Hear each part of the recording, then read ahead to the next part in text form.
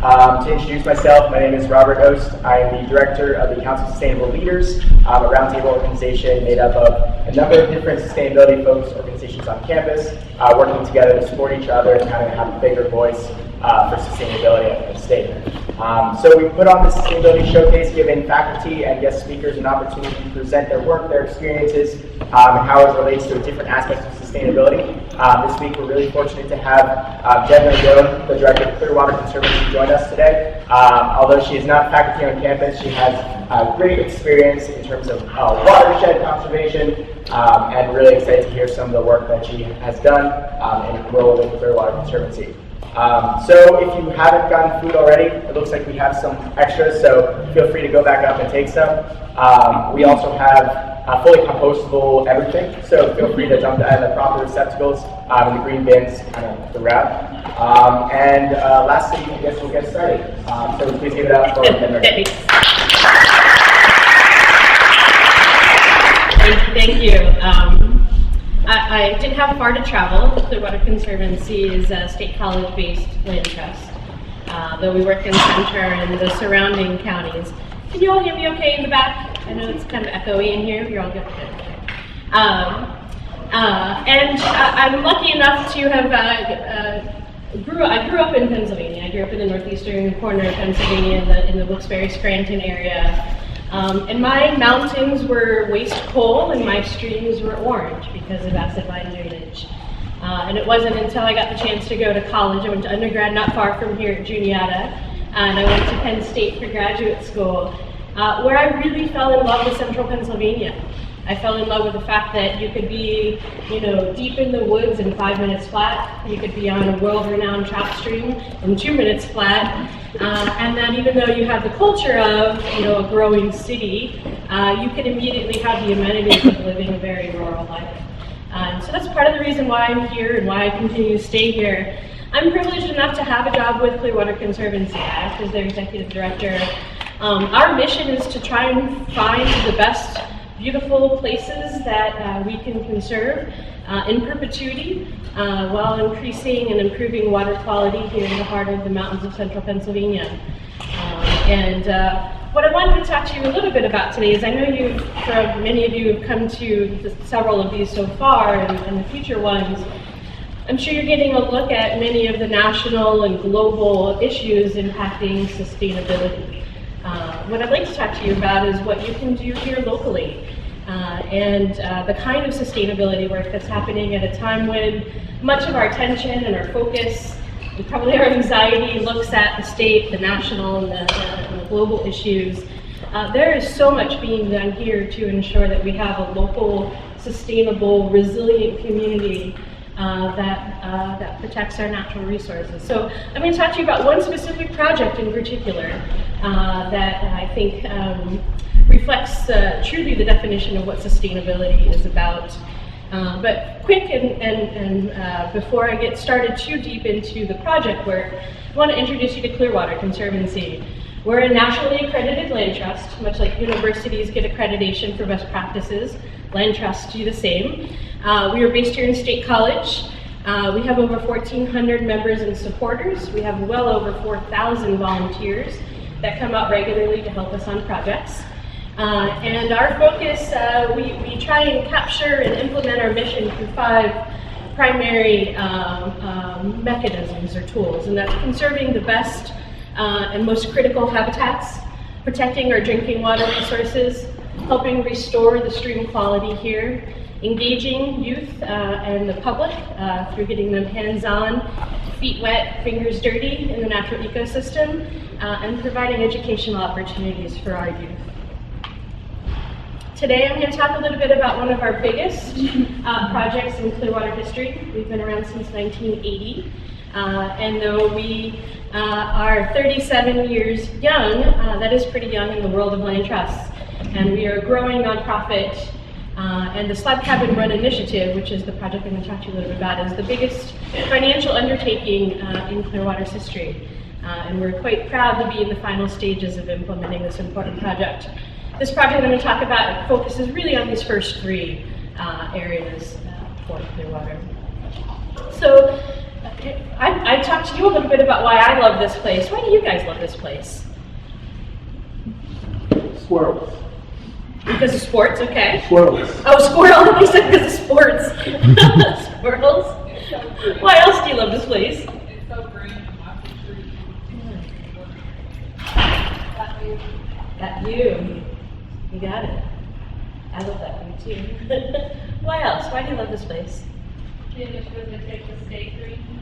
I'm sorry, say that again? The initiatives they take to stay green. To stay green. You got it. At the same time, while people move here, love here, call this place home, as I said, I went to grad school here and never really left. At the same time, we're growing. We're a growing town, eventually going to be a city likely within the next 10, 15 years.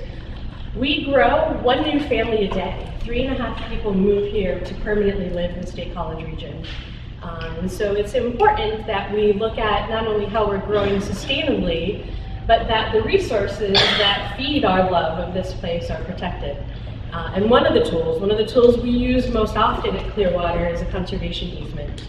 Conservation easement is a legally binding agreement, though voluntary on the landowner's end, where they're choosing to sell some of the rights on their property.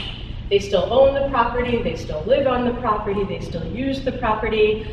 Clearwater, in this case, would own the rights in many cases where we're actually purchasing or accepting donated development rights. So they still live on the farm or on the wooded parcel, but Clearwater holds the rights in perpetuity. It's attached to the deed and it goes with it forever to ensure that that space remains an open space, whether it's a forest, a wetland, a farm. It's usually tied to some unique habitat or feature that we're ultimately trying to conserve.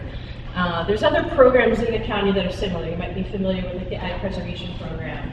They pay farmers for their rights to develop and hold on to those so that the farm stays a farm. In many cases, we're purchasing it because it has critical habitat for a certain species or a wetlands complex that are critical as vernal pools for amphibian reproduction is a good example. So we use the tool of a conservation easement very often in the work that we do. Most often it's a landowner who's willing to donate or give us for a really rock bottom dollar to sell us their development rights. The Slab Cabin Run initiative, though, that I'm going to talk to you about is the first time we're actually purchasing at the appraised value of the development rights of a piece of property. All in all, we've acquired more than 6,400 acres across central Pennsylvania center and the surrounding counties. Of those 6,400 acres, very few of them we actually hold on to. So we own a few. We hold the development rights to many. And often, if it's a really large chunk, we'll work with the Department of Conservation and Natural Resources and actually convey the property then for them to add on to the state forest. So many of those 6,400 acres are now in public hands in the Commonwealth of Pennsylvania. Some of the parcels we've conserved you might be familiar with. How many folks have been on the Mustard Gap Greenway? Did you know you can get there from here by foot or on bike? I highly urge you to check that out. Mustard Gap has a greenway. It's an entranceway into the Rothrock State Forest. It's also a critical area to protect water quality. The raindrops that fall on that mountain pour off the mountain, enter into our groundwater supply, and then are available almost immediately for you when you brush your teeth in the morning. And so protecting that forested ridge and ways into that ridge, which is Mustard Gap, is one of the examples of projects that Clearwater has done. We're also looking at what I would call island gems. How many folks have ever spent time in the Scotia Barrens? Another unique, beautiful habitat not far from here, accessible by bike or by foot, that I urge you to check out. The Scotia Barrens is a very unique ecosystem, different from everything around here, given the climate, the soils type, the vegetation that's there, the kinds of species that utilize it. It is a place that's worthy of conservation. So the Game Commission owns what I would call this green gem in the middle of a growing town. But we don't want to see that green gem isolated. We don't want it just to be this feature that's then surrounded by development. So Clearwater and our partners are looking at ways to conserve, either through buying property or putting property into easement, ways to ensure that that gem in the middle is connected to the forested ridges. And so putting property into easement or purchasing property, as this is the case in the wildlife corridor, it's helping connect that gem to the forested ridges. So this Bald Eagle Wildlife Corridor connects Scotia Barrens up to the Bald Eagle Ridge, which is the ridge on this side of the Spring Creek watershed. And we're working with landowners to identify avenues to ensure that it's also connected to Tussey Mountain, which is the ridge line you can see up the window here. There's a handful of other places that are really nearby. Millbrook Marsh is another example. Owned by Penn State, leased to Center Region Parks and Rec, eased by Clearwater Conservancy. Millbrook Marsh is this beautiful wetland complex with hiking trails just in that direction. Another example is the Spring Creek Canyon, also partially owned by Penn State and conserved and by Clearwater Conservancy. So those are some of the examples of the work that we do, that we have done in our history. The Slab Cabin Run Initiative is an effort to protect 300 vital acres in the heart of a growing town. How many folks here have been to Meyer Dairy? A lot more hands, great. The 300 acres that we're working to protect are connected to the Meyer Dairy. And we're working to conserve these 300 acres for three really important reasons. One is because of Meyer Dairy. I mean, who doesn't love going there to get their milk or their ice cream? It's a place that people in the community love and cherish. It's been here for a long time. It's where we go to get our milk in glass bottles. And the community would really like to see that family business continue to be a family business in the State College region. What's also really important is that underneath that land is the largest drinking water supply for the State College region. Can you see this okay from the back? What you see here in the circles, these 3 red dots and these 5 green dots are known as the Thomas Harder well fields. Unlike other communities across the country, we don't get our drinking water from a reservoir or a lake or a river. We pull our drinking water from the ground, from the limestone caverns that reside below our feet. And these wells, the Thomas Harder wells, are the largest water supply in the region. They supply about 2/3 to 3/4 of the drinking water that comes out of your tap on a daily basis. And so an effort to conserve 300 acres in the heart of a growing town and help sustain an ag business is important.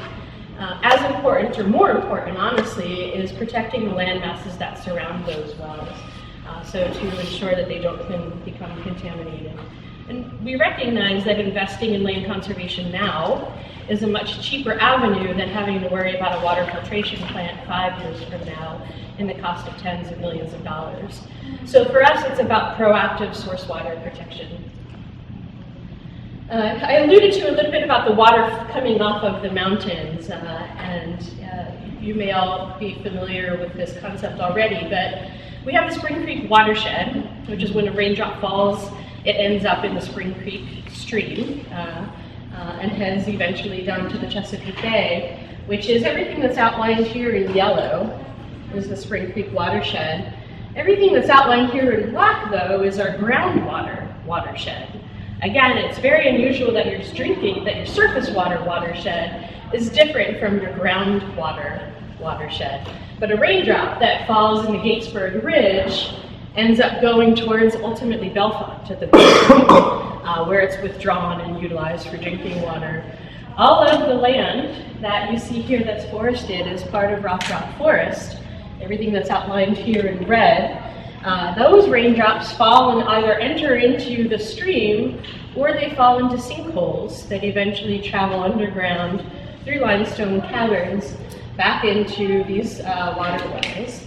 And so for an example where you see these water wells, they're all located in here. This is a panned out view.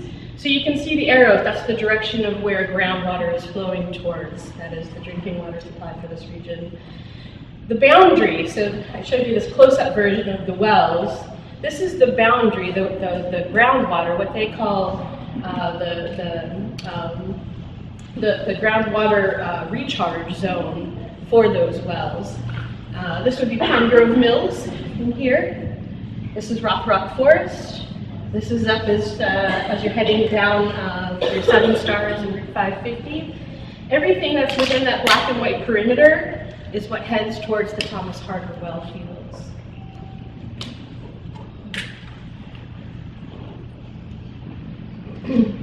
So I talked to you a little bit about protecting our heritage and farming history of the Meyer Dairy. I talked to you a little bit about drinking water.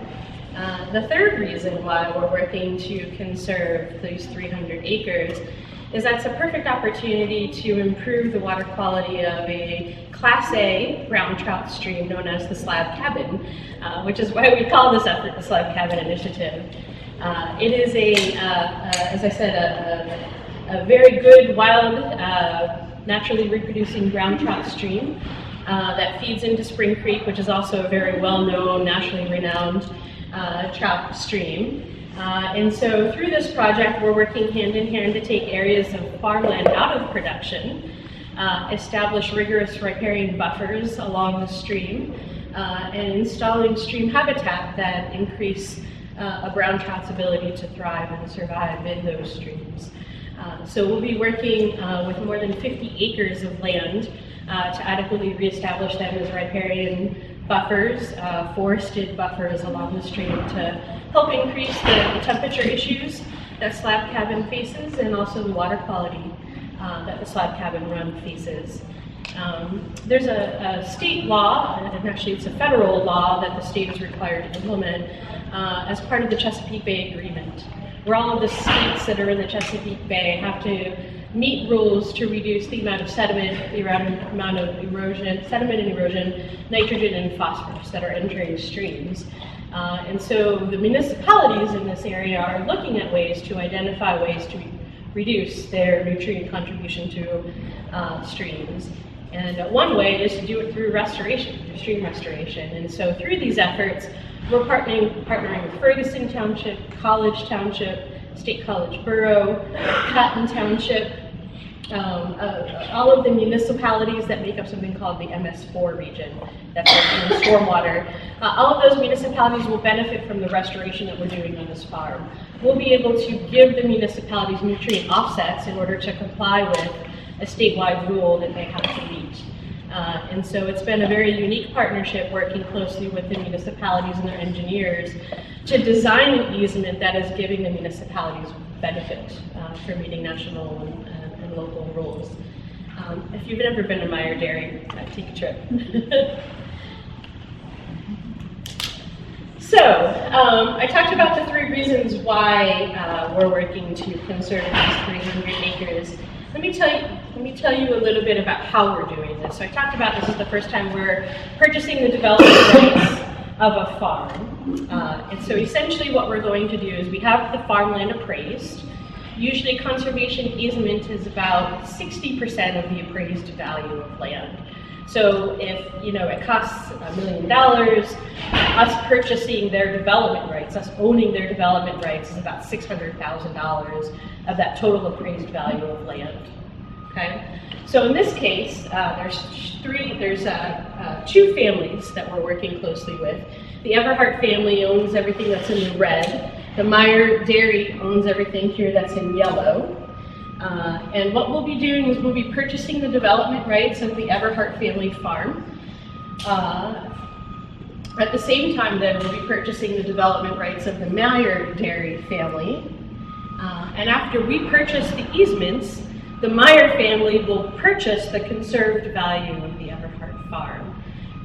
And so the Meyer Dairy will ultimately own all 300 acres of everything that you see there in yellow and red. And this is just a schematic to re-amplify what I basically just said. Clearwater will be paying the Meyer Dairy $1.28 million for the appraised value of their development rights. They own the farm, they farm the farm, we own the rights to ever develop that farm. We'll also then be paying $1.3 million to the Everhart family. That was that red parcel then that we talked about.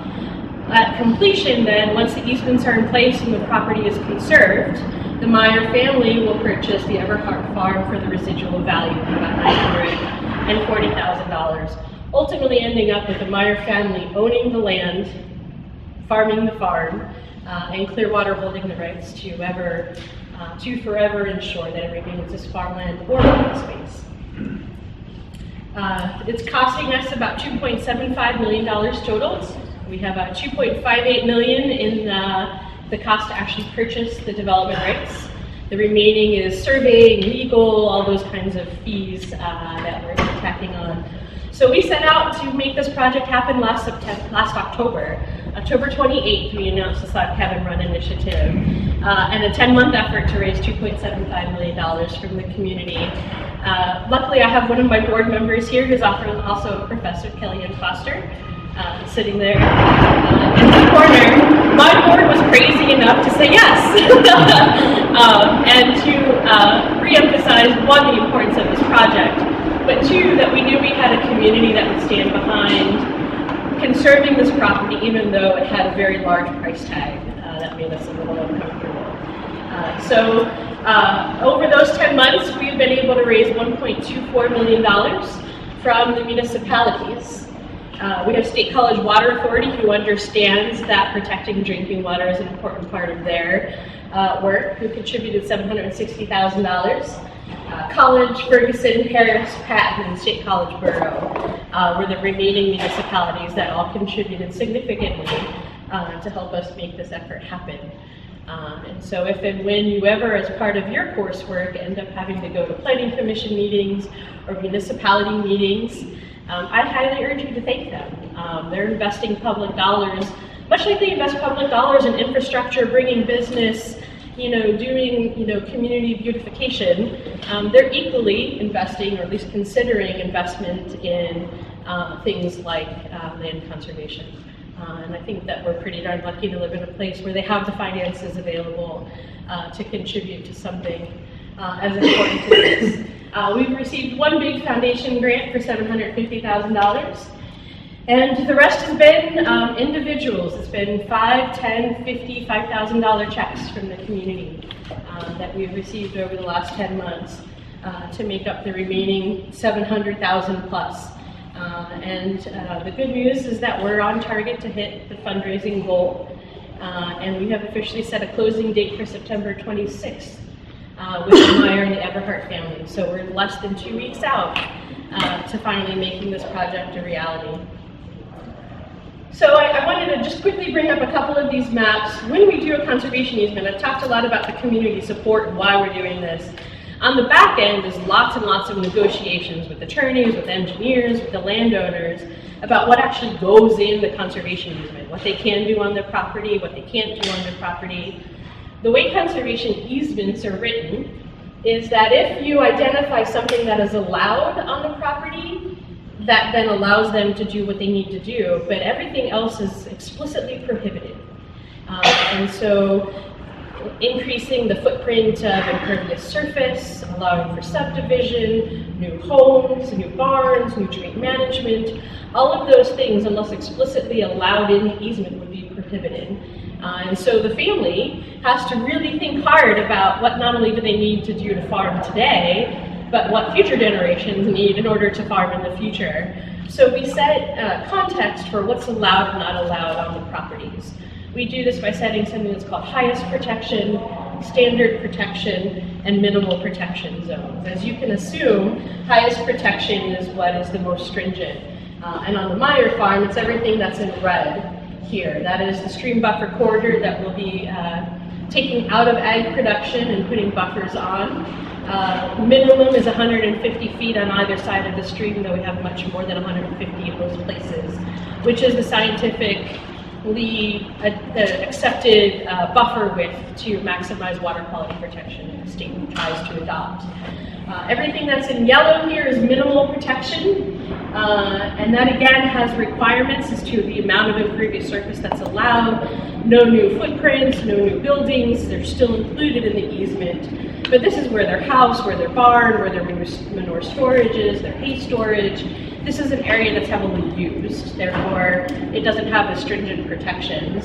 And then the rest of the acres are standard protection, where they're allowed to farm under a rigorous nutrient management plan. They have to comply with a bunch of requirements of what they're allowed to use on the property, what kinds of manure and nutrients they use, all those sorts of things. And so these are all the legal pieces that are tied to the easement. And this is the Everhart property. Everything that's in red there along the slab cabin run will be the buffer and highest protection, minimum protection, and then standard protection. This minimum protection piece is also fairly large. It's where the house, where the barn, and where their main farm operations also exist. So, to wrap things up, we have learned a ton over the last 10 months. And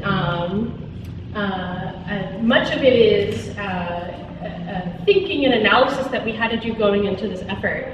This was a large project for us to consider taking on, but we had in the back of our minds a gut feeling that it was going to be successful. And it was because we took the time to know our community's story. And we knew this was a project the community was going to stand behind and support.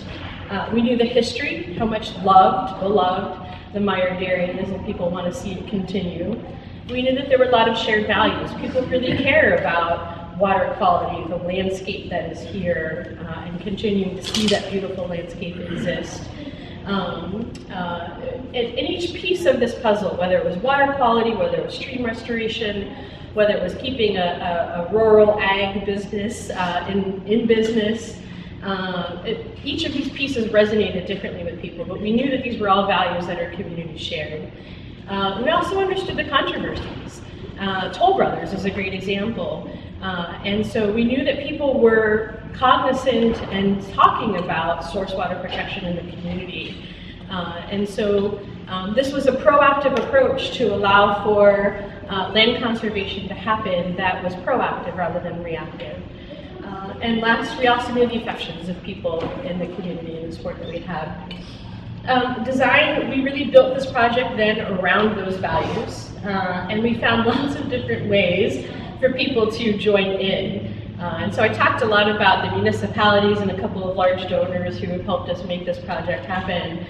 We also had a lot of really creative efforts out there, both educating the public about source water, about educating the public about why these 300 acres were critical, and helping us fundraise in the community. And so we established a partnership with Otto's Brewery. Every time you purchase a Slab Cabin Run IPA, whenever you're drinking beer, because beer needs good water, a couple of cents from each bottle is donated back to Clearwater Conservancy as part of our Slab Cabin project. We also established a similar partnership with University Wine Company, where their Slab Cabin Run Red and their Slab Cabin Run White, for every bottle that's sold, they donate $3 back to Clearwater in this project. This is Virginia Belser, who painted the cow you see behind you. We're currently running an online poll of what we should name the cow. So if you're interested, log on to our website and take a vote.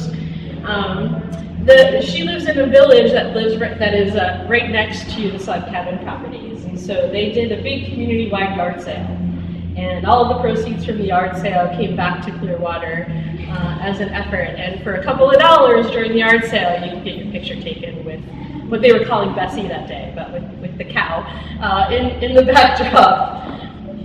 We also had the State College Friends School actively engaged in this project. So if you're not familiar with the land where we're talking about, if you're on the steps of the State College Friends School out on University Drive, and you're looking out across the street, that's the landscape that we're working to protect. And so the State College Friends kids love seeing the cows out their front door. And so they created something called Cow Cans, with a little story about their forever farm that they really wanted to protect. They then took these cow cans around to lots of stores across the community and helped collect just a couple of cents from different transactions at stores. And then the State College kids presented their cow cans at Meyer Dairy during an ice cream social and raised more than $500 for the effort as part of their work. And so they can say they played a big part in helping conserve it, and it was a nice conversation around young philanthropy. These are some of the Clearwater kids, and this is our great big huge milk jug that we have out on University Drive that's been tracking how we're coming along with fundraising efforts. These kids were out helping us. We went from 2.5 to 2.65 million a couple of weeks ago, so we had the kids out helping color or paint in the milk jug.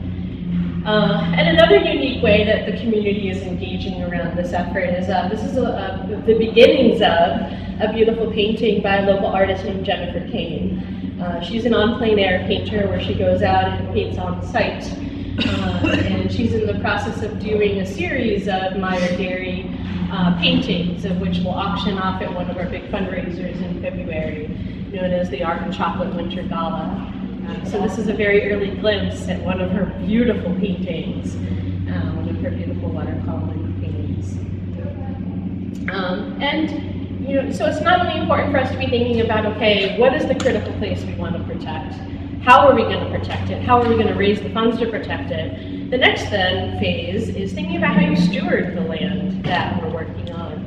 And so Clearwater is very lucky to have hundreds of volunteers that help us steward all of the acres that we work to conserve. We have volunteers who go out and help us plant trees, who put tree shelters in and the stakes. They go out and monitor them, particularly in the spring and the fall, where they walk the property, check the tree tubes, make sure that the trees are thriving and replace them if they're not. They also help us manage for invasive species. And that's a threat that we see increasing regularly with climate change. We see that invasive species are beginning to filter in and take over many of the places that we work to conserve. And so not only do we need to steward the property to put the trees in, we also need to manage and ensure that it's not becoming rampant with species that don't help our native plants and species survive. And so this is just one of the ways that you as students can become engaged, is joining our workforce, helping us get out, helping us plant trees, and stewarding the natural resources that we have. All of the acres that we steward, we also walk each year to ensure that the property is meeting the intent of the conservation easement. Many of the properties that we've conserved are large. They are a rigorous hike for a day or two, and we walk the entire boundary of those properties, taking photos at certain photo points, and survey what's happening on the ground. So that's another way that you could get a nice day or two of exercise and learn and explore some of the most beautiful places that we have in the backyard. So with that, I think I'm going to stop and just see what kinds of questions you have about the project, about easements, about Clearwater. And I'd be happy to stick around then after and talk about other opportunities to participate and volunteer with our office as well.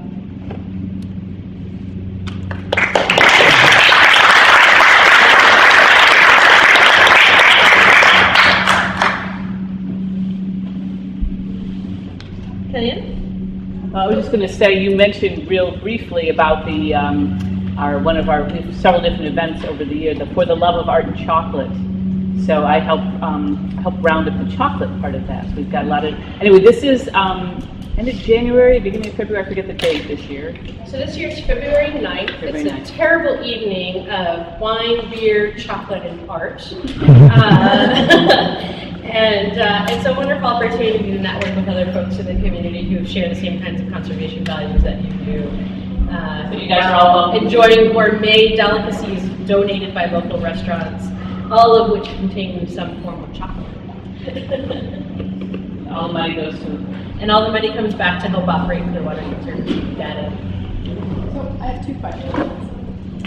First one is more of a statement than a question. I guess we have to really make sure nothing happens to Clearwater as an organization, because I'm assuming that these arrangements, the buying the rights to development, only exist as long as Clearwater exists. Yeah. Okay? So we have to make sure we support Clearwater and that entity never disappears.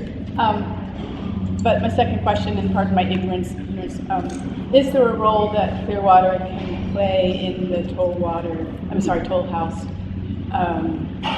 controversy this late in the game? Yeah, absolutely. So on the first statement, you're right. Clearwater is going to be required to be around forever because our conservation easements are in perpetuity. In the case of the Meyer Dairy, we've identified secondary and tertiary beneficiaries. So if something were to ever happen to Clearwater, the easement would still then carry over, and the State College Borough Water Authority would be required for implementing and ensuring that the property stays as open space. And then we have backups beyond that as well. And so in each of our easements, we have other land conservation entities that are our beneficiaries, and in the case that. But I have a brilliant board who has set up endowments that allow for the interest from those endowments to fund at least one person in perpetuity to ensure that our conservation easements are enforced. But every dollar that comes in to do projects like this and also to support the operations of Clearwater are essential because we need to operate with more than just one person, one part-time person, to make these kinds of projects happen. And then your second part of the question was around the Toll Brothers property. The Toll Brothers property, as if you're not familiar, is a piece of property a couple miles away from this property along University Drive that Penn State has been working with a local developer to sell and then develop. People in that region are also very concerned about the same issue, about drinking water. And so they have an encampment there. They've been camping there for more than 100 days, and they're advocating that Penn State and Toll Brothers find a secondary place, a second site, and not develop on the Toll Brothers site. We are not part of the Nittany Valley Water Coalition that is leading that effort. We share the same values of ensuring that water quality is ultimately protected. And my understanding is that they've had some really good negotiations with both the Toll Brothers developers and also with Penn State at looking at additional different sites to potentially develop. And I believe there is a student campus on campus that's also working to push Penn State in the same direction. Clearwater hasn't been involved. We have not. No. Part of the reason we're not involved is that our work is mostly about bringing people to the table and finding proactive solutions. So working with landowners that are choosing conservation is part of their legacy, whereas in this case, it's a land use decision that was made more than 10 years ago. And the public is working to reactively try to change decision points that have been made. And so when you're a small nonprofit, you've got to be particular and picky and choosy about where you put your resources into battles. And in this case, we'd much rather work in a proactive solution set and find the landowners that want to conserve. But the Ferguson Township had talked to Clearwater before they changed the zoning on that piece of property. That's way before my time, and I really don't know much about the land use decisions to do that. That was back in 2004, and I'm not even sure that source water protection were on people's radars, part of the conversation then, but I don't really know. Alright, so I see a hand back there, and then I see two hands up front.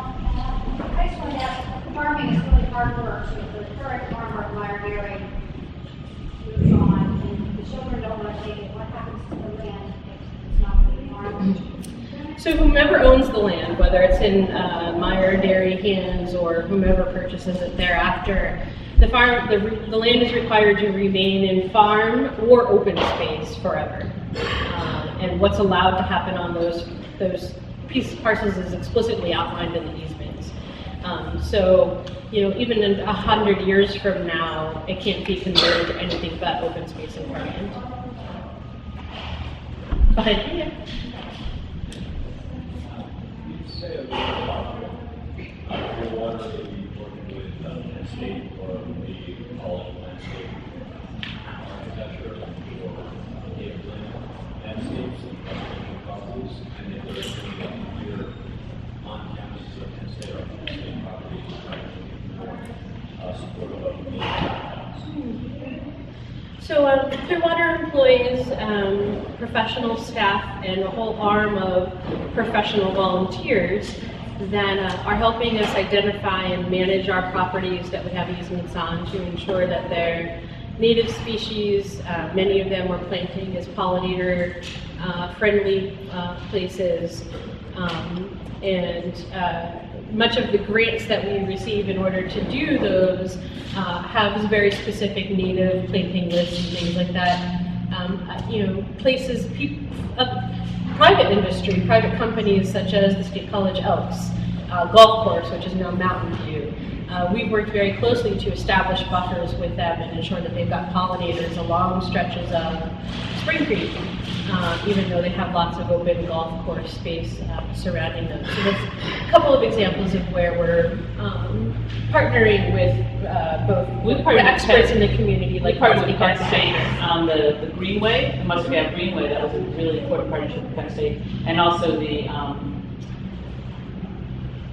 the Spring Creek Canyon. Spring Creek Canyon, Yeah. that's good too. So if you didn't hear what Kellyanne said, she said two good examples of partnering with landscape architecture was on the Spring Creek Canyon and also along the Muscle Gap Greenway. I'm curious, either in this project or in other projects that Clearwater is involved in, are you part of conversations about how the use of land in the area relates to affordable housing? Great question. And I think that the land trusts of old were really about how you protect places and keep people out. The land trust of today is really about how you maximize the benefits for people in place on the lands that we're conserving. In this particular case on the Meyer and the Everhart properties, they wanted no additional development. And so talking about clustered development that was eco-friendly, that was helping provide affordable housing in markets here that are crazy, wasn't part of this conversation. But I think it is an important conversation that we are engaged with, particularly with some of our local developers like Affinity, who are doing green builds and affordable housing, and then we work with them to make sure that they're connected and that they're doing both, rain gardens and native plantings outside of those homes, but then how you continue to connect those kinds of homes with other resources in the community. Yeah, it's a very important component and one that I'm excited to see. So I'm also a pretty new executive director. I've been around for less than 2 years, and it's an important component that I'm excited to kind of take on as part of our future. Michelle? Two things. Name 3 things students can do to help steward our water resources, and if students wanted to have a career like yours, which seems particularly rewarding, right, in a lot of ways, It is. what should they do to, follow in your footsteps and find a great job like this? Okay. Well, 3 things you can do. Sign up on our website to be a volunteer. Come do habitat stewardship, walk the properties that we're conserving. Even if you don't want to do something regularly, once a year we do a great big huge watershed cleanup day where we walk the creeks and streams and pick up garbage. And Native so, plants right around our say that again? native plants right around our building. Yes, Group that helps with that. that's another great second way is to advocate.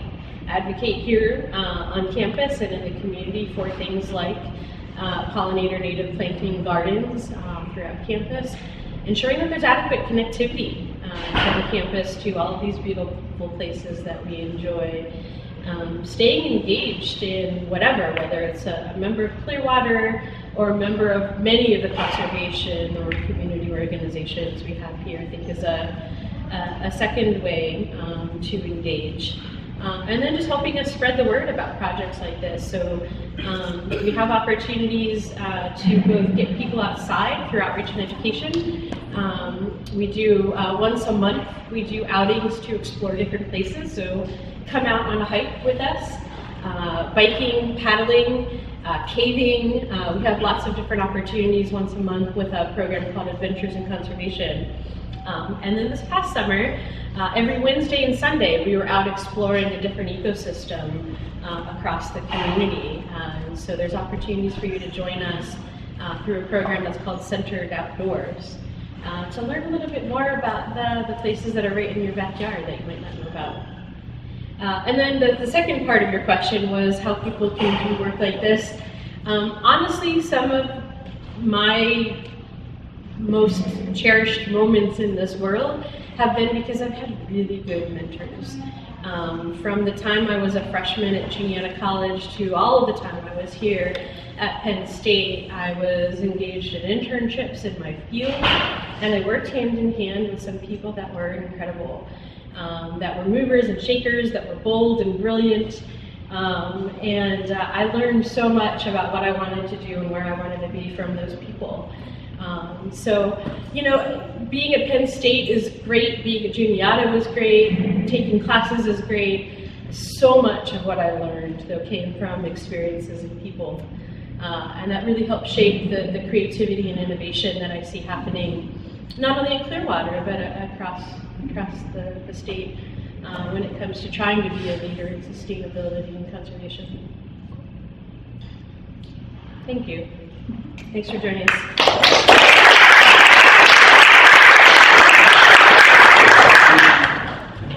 Can we give another round of applause for...